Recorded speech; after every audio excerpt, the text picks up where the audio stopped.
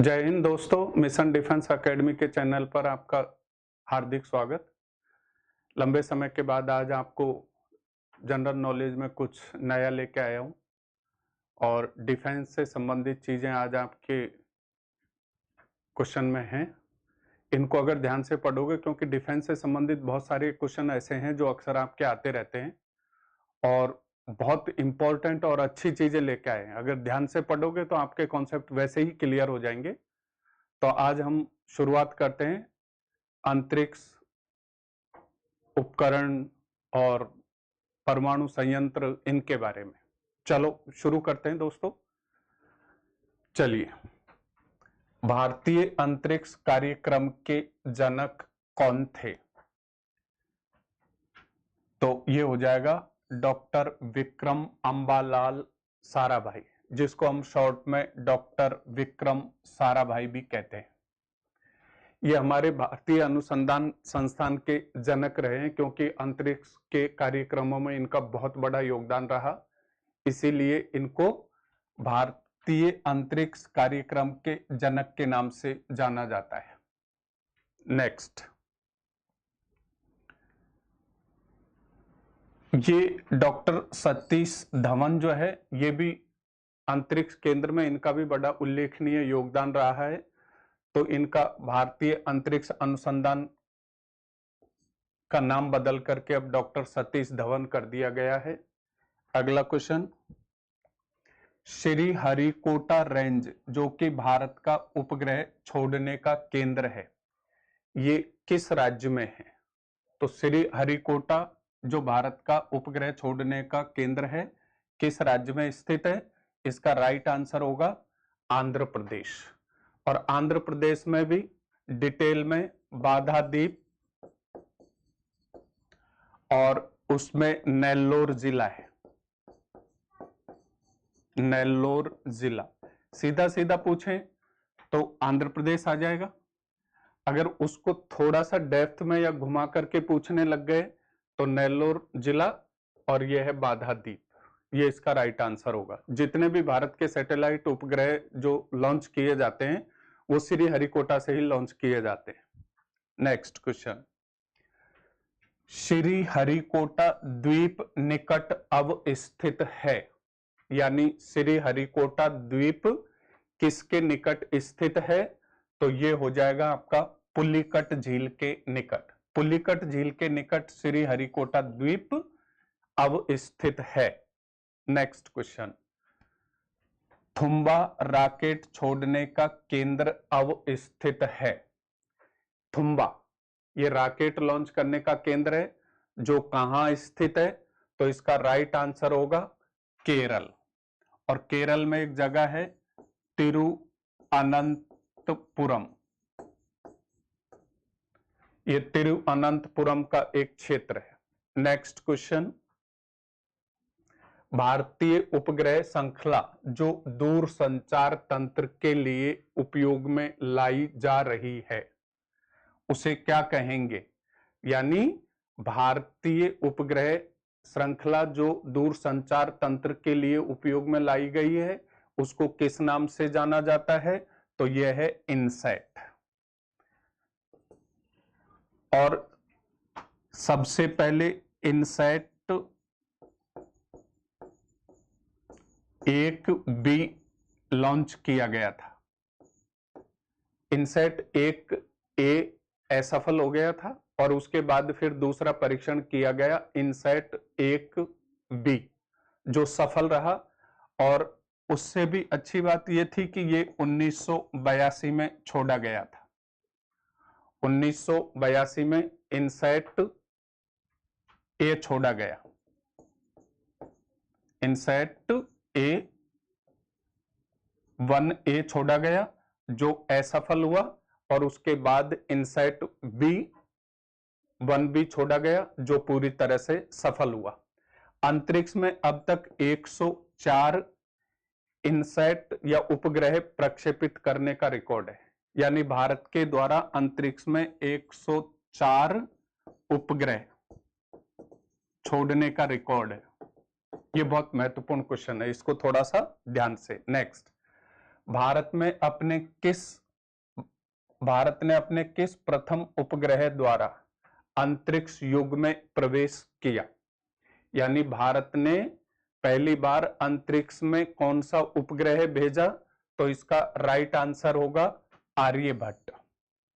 ये भारत का अंतरिक्ष में जाने वाला पहला उपग्रह है और ये छोड़ा गया दोस्तों 19 अप्रैल 1975 को।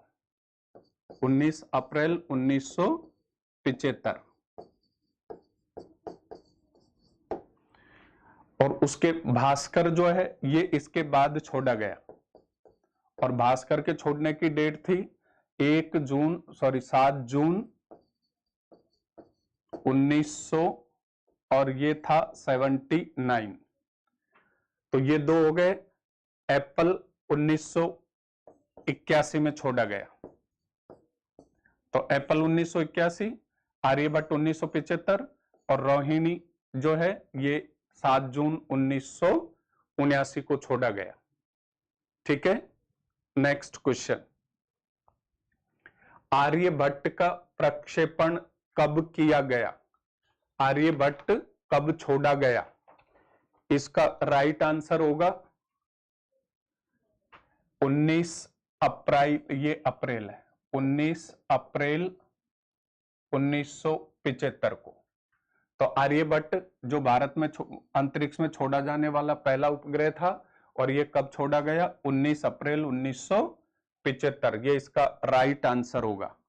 नेक्स्ट, जुलाई 2019 में अंतरिक्ष यान सेकंड को किस भारतीय राज्य से प्रक्षेपित किया गया?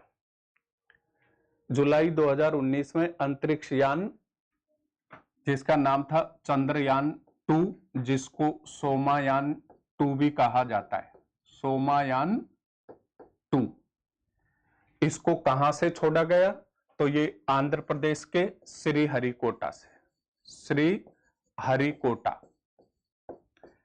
ये बिल्कुल ध्यान रखें कि भारत में जितने भी अंतरिक्ष यान लॉन्च किए जाते हैं वो सब श्रीहरिकोटा से। तो पहली बार चंद्रयान फर्स्ट जो भेजा गया 2009 में वो भी यहीं से छोड़ा गया और 2019 में जो छोड़ा गया था जुलाई 2019 में वो भी आंध्र प्रदेश से ही छोड़ा गया। तो ये इसका राइट आंसर हो जाएगा।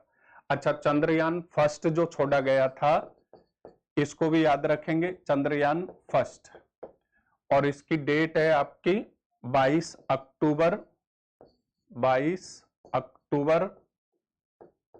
2008, ये इसकी डेट हो गई। नेक्स्ट, अगला क्वेश्चन, चंद्रयान 2 के लैंडर को निम्न में से कौन सा नाम दिया गया? तो चंद्रयान 2 का जो लैंडर था उसको नाम दिया गया विक्रम, ये लैंडर था। इसके अलावा रोजर जो था उसका नाम था मार्स, रोवर का नाम था ये प्रज्ञान, रोवर, इसका नाम प्रज्ञान था और लैंडर का नाम विक्रम। अब देखो चंद्रयान 2 के लैंडर को क्या नाम दिया गया? तो लैंडर का नाम विक्रम, और अगर क्वेश्चन आ जाए कि चंद्रयान 2 के रोवर को क्या नाम दिया तो इसका नाम आ जाएगा प्रज्ञान। नेक्स्ट क्वेश्चन, नासा के मंगल ग्रह यान का नाम क्या रखा गया? नासा ने मंगल ग्रह यान का नाम क्या रखा? तो इसका नाम है मार्स परसिवेसर रोजर, ये हो जाएगा इसका बी, मार्स परसिवेरेंस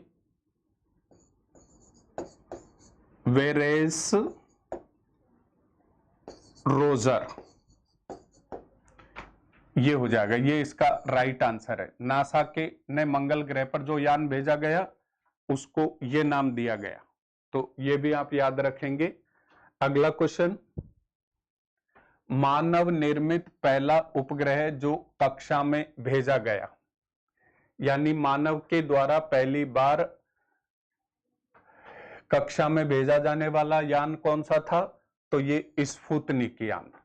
ये यान इसलिए इंपॉर्टेंट है कि पहली बार ये पहला उपग्रह था जो अंतरिक्ष की कक्षा में भेजा गया, और ये स्पुतनिक के नाम से जाना जाता है। और स्पुतनिक यान जो है वो रूस ने भेजा था, तो इसके लिए ये ठीक हो जाएगा। नेक्स्ट क्वेश्चन, नासा के किससे संबंधित मिशन का नाम जूनो है?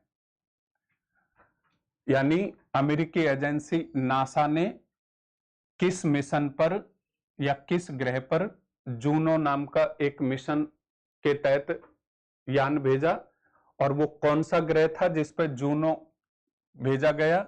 तो ये आपका राइट आंसर हो जाएगा बृहस्पति, और ये भेजा गया अगस्त 2011 में, अगस्त 2011। तो अब इसका अगर हम वैसे पढ़ें तो अमेरिकी एजेंसी नासा के द्वारा जूनो मिशन बृहस्पति ग्रह पर भेजा गया अगस्त 2011 में। ये पूरी डिटेल में लाइन हो गई। इसमें बहुत सारे प्रश्न हैं कि जूनो यान अंतरिक्ष में किसके द्वारा भेजा गया?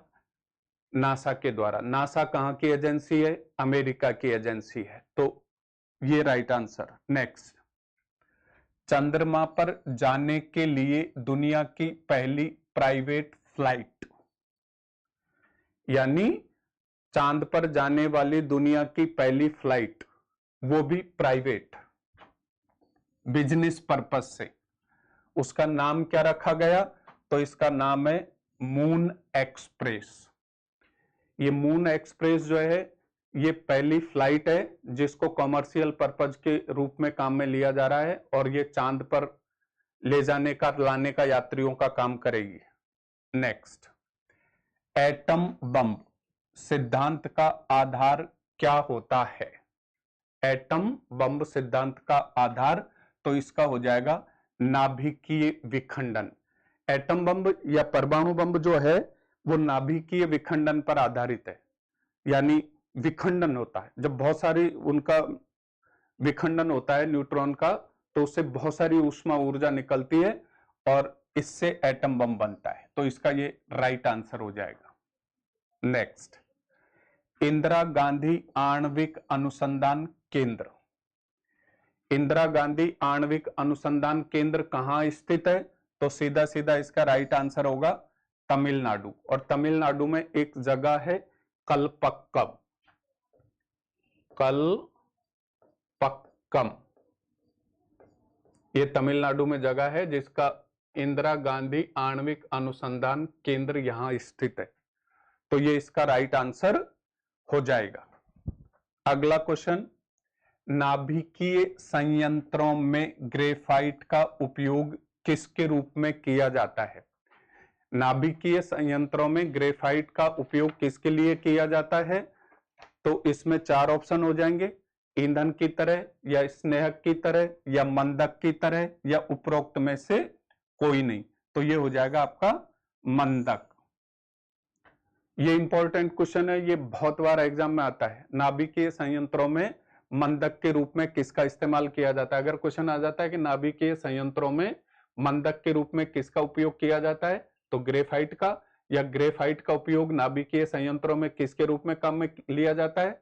तो मंदक के रूप में। नेक्स्ट, अगला क्वेश्चन, परमाणु बम का सिद्धांत किस पर आधारित है? तो परमाणु बम का सिद्धांत किस पर आधारित है? तो यह भी आपका हो जाएगा नाभिकीय विखंडन, ये इसका राइट आंसर हो जाएगा, नाभिकीय विखंडन। नेक्स्ट, भारत का प्रथम परमाणु ऊर्जा केंद्र, ये बहुत बार आर्मी में आता है कि भारत का प्रथम परमाणु ऊर्जा केंद्र कहां स्थित है? तो इसका राइट आंसर हो जाएगा दोस्तों तारापुर ऊर्जा केंद्र। और तारापुर ऊर्जा केंद्र जो है इसकी स्थापना हुई 1969, इसकी स्थापना हुई, तारापुर परमाणु ऊर्जा केंद्र, ये भारत का प्रथम परमाणु ऊर्जा केंद्र है। नेक्स्ट, कल्पक्कम प्रसिद्ध है, यानी कल्पक्कम एक जगह है जो किसके लिए फेमस है, तो इसका सही और राइट आंसर हो जाएगा परमाणु शक्ति संयंत्र के कारण। कल्पक्कम ये परमाणु शक्ति संयंत्र के कारण प्रसिद्ध है और ये उसका एक महत्वपूर्ण केंद्र है। अगला क्वेश्चन, और अगला क्वेश्चन जो है वो भी बहुत ज्यादा इंपॉर्टेंट है, इसको भी आप याद रखना, ये बेहद इंपॉर्टेंट है। पोखरण नाभिकीय परीक्षण 1974 का आधिकारिक कोड क्या था, तो इसका आधिकारिक कोड था स्माइलिंग बुद्धा। ये भारत का पहला परमाणु परीक्षण था और ये 5 मई 1974 को किया गया था पोखरण में, जिसका नाम स्माइलिंग बुद्धा। और उससे भी इंपॉर्टेंट बात यह है कि ये बुद्ध पूर्णिमा को किया था, बुद्ध पूर्णिमा। और बुद्ध पूर्णिमा को महात्मा बुद्ध का जन्म हुआ, इसलिए इसका कोड नाम रख दिया स्माइलिंग बुद्धा। नेक्स्ट, मई 1998 में पोखरण में भारत ने 5 परमाणु परीक्षण किए। बताइए पोखरण किस राज्य में है, तो पोखरण राजस्थान में, और राजस्थान में एक जैसलमेर, राजस्थान के जैसलमेर के पोखरण तहसील के खातोलाई गांव में, खातोलाई गांव। देखो पोखरण भारत के किस राज्य में है, तो भारत के राजस्थान राज्य में है। राजस्थान में किस जिले में है, तो जैसलमेर जिले में। जैसलमेर में कहां है, तो पोखरण तहसील में, और पर्टिकुलर अगर गांव का नाम पूछ लें तो खातोलाई, ये जैसलमेर का एक छोटा सा गांव। नेक्स्ट, अगला क्वेश्चन, पोखरण सेकंड परीक्षण कब किया गया, पोखरण द्वितीय परीक्षण कब किया गया, तो ये 11 मई को।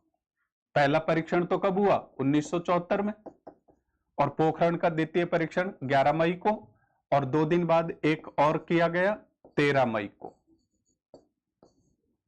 तो ये तीनों ही डेट याद रखेंगे। अगर आपसे ये पूछ लिया जाए कि 1998 में पोखरण में परीक्षण किया गया था, एक 11 मई को किया गया, तो दूसरा कब किया गया, 13 मई को, तो इसका राइट आंसर हो जाएगा। वर्ष 1945 में नागासाकी पर गिराए गए बम्बों में कौन सा विस्फोटक प्रयुक्त किया गया, तो ये हो जाएगा यूरेनियम 235। आपको ध्यान होगा कि जापान के नागासाकी और हिरोशिमा शहर पर अमेरिका ने 2 परमाणु बम गिराए, एक 6 अगस्त को और एक 9 अगस्त को। तो नागासाकी में जो इस्तेमाल हुआ वो यूरेनियम 235 का इस्तेमाल हुआ, इसको याद रखेंगे। इसके अलावा भारतीय रक्षा सेनाओं का सर्वोच्च कमांडर ये कौन होता है, भारतीय रक्षा सेनाओं का सर्वोच्च कमांडर कौन होता है, तो आप जो है ना वैधानिक तौर पे तो ये राष्ट्रपति हो जाएगा। अगर हम वैधानिक तौर की बात करेंगे तो वैधानिक रूप से, तो वैधानिक रूप से अगर हम बात करेंगे तो राष्ट्रपति हो जाएगा। लेकिन 2019 में एक पद बना दिया गया था सीडीएस का, चीफ डिफेंस ऑफ स्टाफ। अब तीनों सेनाओं का प्रमुख का जो होगा वो चीफ डिफेंस ऑफ स्टाफ होगा। लेकिन अगर क्वेश्चन लिखा हुआ है कि भारतीय सेनाओं का वैधानिक रूप से सर्वोच्च कमांडर कौन होगा, तो राष्ट्रपति, और अगर वैसे पूछ लिया जाए तो chief defence of staff. Chief defence of staff का जो पद बनाया गया उसका पहला पदाधिकारी था, आपको पता ही है, विपिन रावत साहब।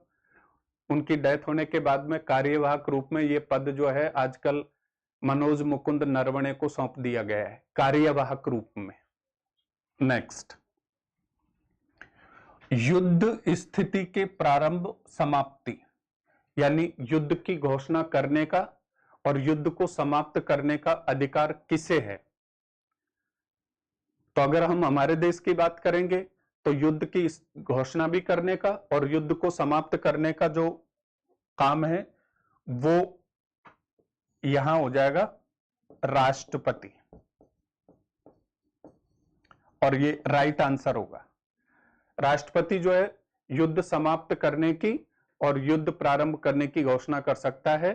तो इसमें गृह मंत्रालय भी नहीं होगा, रक्षा मंत्रालय भी नहीं होगा, विदेश मंत्रालय भी नहीं होगा, क्योंकि हमारा राष्ट्रपति कार्यपालिका का हेड होता है और राष्ट्रपति ही इसकी घोषणा करता है और समाप्ति की घोषणा भी ये राष्ट्रपति के द्वारा ही की जाती है। नेक्स्ट, आंतरिक सुरक्षा अकादमी कहां स्थित है? आंतरिक सुरक्षा अकादमी, ये बहुत महत्वपूर्ण प्रश्न है और इसका राइट आंसर हो जाएगा माउंट आबू। माउंट आबू में जो है राष्ट्रीय सुरक्षा अकादमी स्थित है और इसका बी आंसर राइट आंसर होगा। नेक्स्ट, केंद्रीय औद्योगिक सुरक्षा बल यानी CISF निम्न मंत्रालयों में से किसके प्रशासनिक नियंत्रण में है? CISF किसके नियंत्रण में रहता है? तो ये गृह मंत्रालय CISF, केंद्रीय औद्योगिक या central industrial security force is under administrative control of which the following ministries. तो इसका ये हो जाएगा गृह मंत्रालय, मिनिस्ट्री ऑफ होम अफेयर्स, ये इसका राइट आंसर। नेक्स्ट, वह व्यक्ति कौन है जिसे भारतीय मिसाइल प्रौद्योगिकी का पिता कहा जाता है, या आप मिसाइल मैन के नाम से भी आप इसको जानते हैं? मिसाइल मैन कौन? ये हो जाएगा doctor APJ Abdul Kalam, missile man के नाम से जाना जाता है। भारत को इन्होंने बहुत कुछ दिया है, आज इन्हीं की वजह से भारत रक्षा क्षेत्र में काफी मजबूत स्थिति में है। नेक्स्ट, सतह से सतह पर मार करने वाली भारतीय रक्षा मिसाइल कौन सी है? सतह से सतह या जमीन से जमीन पर मार करने वाली रक्षा मिसाइल कौन सी है? अगर इस तरह का प्रश्न पूछ लिया जाए तो इसका सही आंसर होगा त्रिशूल। ये सतह से सतह पर मार करने वाली मिसाइल, सॉरी, ये जमीन से हवा में, जमीन से हवा में मार करने वाली, ये तो कौन सी हो गई? त्रिशूल। इसके बाद नाग जो है, नाग एक एंटी टैंक मिसाइल है, एंटी टैंक मिसाइल, यानी इसमें टैंक को भेदने की क्षमता होती है। और ये पृथ्वी जो है ये आपकी सतह से सतह पर मार करने वाली होती है, सतह से सतह। तो इसका राइट आंसर हो जाएगा पृथ्वी। सतह से सतह पर मार करने वाली ये पृथ्वी है। ये जमीन से हवा में त्रिशूल, ये जमीन से आकाश में, और ये एंटी टैंक मिसाइल। तो इसको भी आपको याद रखना है। नेक्स्ट, प्रहार क्या है? प्रहार क्या है? तो प्रहार जो है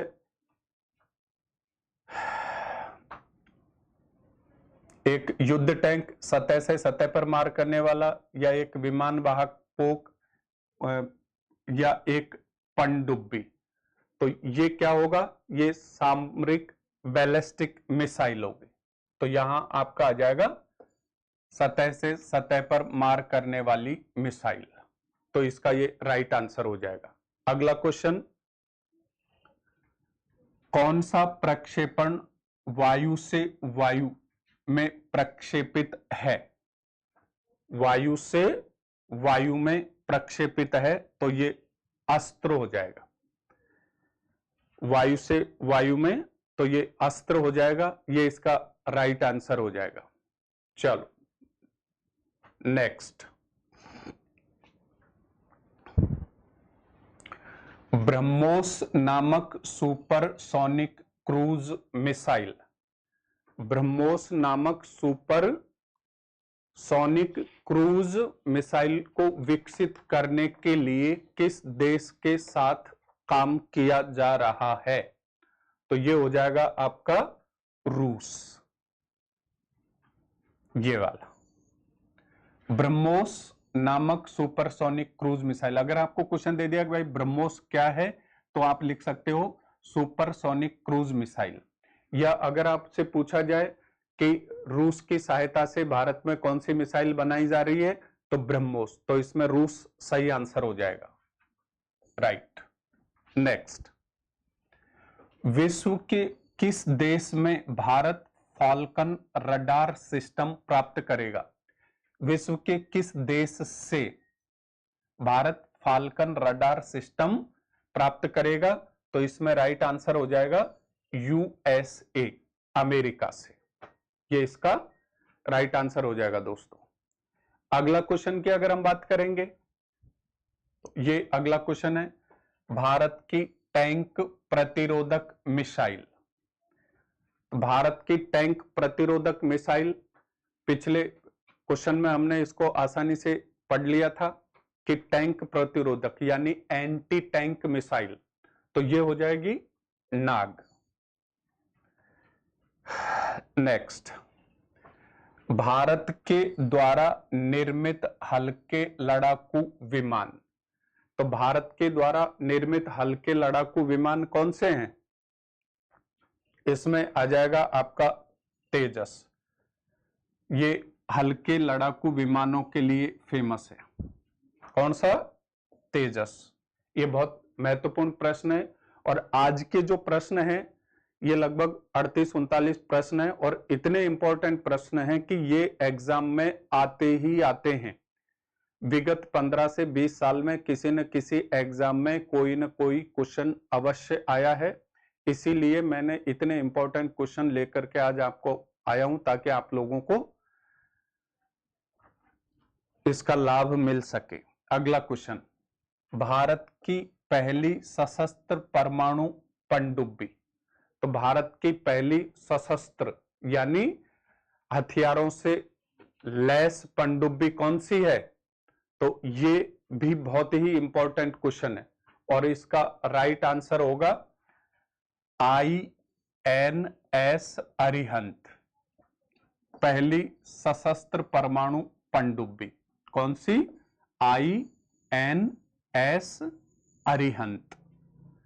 ये भी महत्वपूर्ण प्रश्न है, इसको भी आपको डिटेल में पढ़ना है। और ये चीजें जो है ना, आज के जो क्वेश्चन है, इनको आप 4-4, 5-5, 7-7 बार पढ़ो, और इनको तो अलग से आप अगर लिख भी लेोगे ना, तो बहुत उपयोगी साबित होंगे, क्योंकि कन्फर्म है कि 1-2 क्वेश्चन आपके आर्मी के हर एग्जाम में आते ही हैं। तो आप इनको बड़े ध्यान से बिल्कुल रट लो, 3-3, 4-4, 5-5 बार रट लो। राफेल विमान का निर्माण फ्रांस की किस कंपनी के द्वारा किया गया? ये राफेल का जो सौदा है ना, ये बहुत विवादास्पद रहा, बहुत पहले से ही। पहले जब केंद्र में कांग्रेस की सरकार थी, तो वो भी राफेल खरीदना चाहती थी, लेकिन किसी कारणवश सौदा रद्द कर दिया। उसके बाद दोबारा से जो है केंद्र में बीजेपी की सरकार आई, तो उन्होंने राफेल जो विमान थे उनको फ्रांस से खरीदा। लेकिन किस कंपनी द्वारा इनका निर्माण किया गया? तो उसमें आ जाएगा डसॉल्ट डेरिसन। ये फ्रांस की एक कंपनी है, डसॉल्ट डेरिसन, इसके द्वारा राफेल विमानों का निर्माण किया जाता है, और रूस की एक महत्वपूर्ण और सबसे बड़ी कंपनी है जो विमान बनाती है, और भारत ने रूस से राफेल विमान खरीदे। तो ये दोस्तों आज की क्लास के महत्वपूर्ण प्रश्न थे, और अगली क्लासों में भी हम इस तरह से जो भी अत्याधुनिक शस्त्र, अस्त्र और नई नई टेक्नोलॉजी के जो भी हथियार संसाधन आ रहे हैं, उन पर भी हम जो है नए नए क्वेश्चन आपको जो इंपॉर्टेंट हैं वो बना करके देते रहेंगे। और मैं उम्मीद करता हूं आप चैनल को सब्सक्राइब करेंगे, जितने व्यूज, जितने लाइक, जितने सब्सक्राइब हमको मिलेंगे, हमारा हौसला उतना ही बढ़ता चला जाएगा। बहुत कम समय में आप लोगों ने हमको इतना प्रभावित किया है कि अब हम और भी अच्छी अच्छी चीजें, अच्छे अच्छे क्वेश्चन बना करके आपको ला रहे हैं ताकि उनका लाभ आपको आसानी से मिल सके। धन्यवाद दोस्तों।